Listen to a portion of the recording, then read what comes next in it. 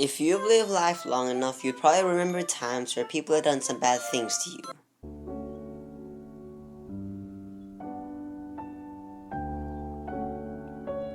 And that's exactly why we ought to forgive.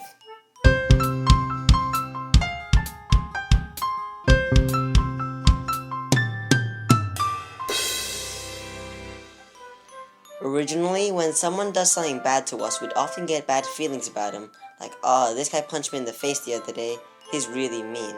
But no, forgiveness is when you take those bad feelings and throw those away, so that instead of having bad feelings, we'd get some good feelings.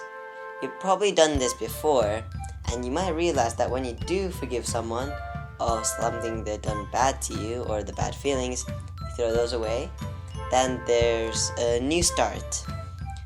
Forgiveness is especially used after conflicts, when there's still bitterness around. If you throw that away, instead of having bitterness, there could be some good results that happen.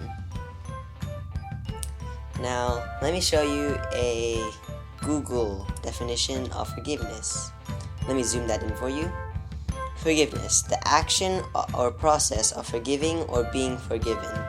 Now that is completely accurate, because forgiveness is both forgiving and being forgiven. Let me show you a Bible verse. If anyone has caused grief, he has not so much grieved me as he has grieved all of you to some extent. This means the person that wrote this probably hasn't grieved as much as someone else.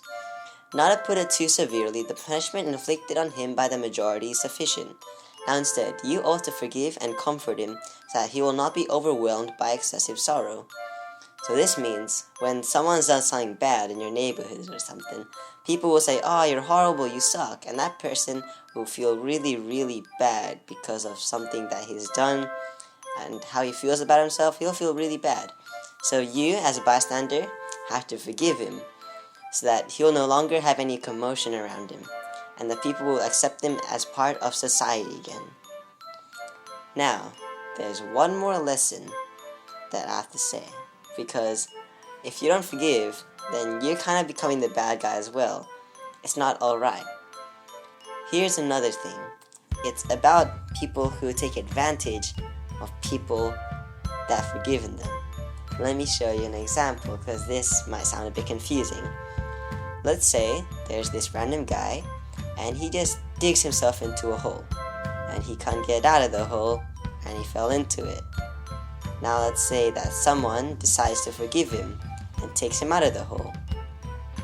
And when he gets up, he climbs really hard, then he pushes him and doesn't even care about him. He might grow tall, but when he falls, I don't think he'll have anyone to catch him. Anyway, this is the real story. Forgive, because you could fix friendships and lots of other stuff.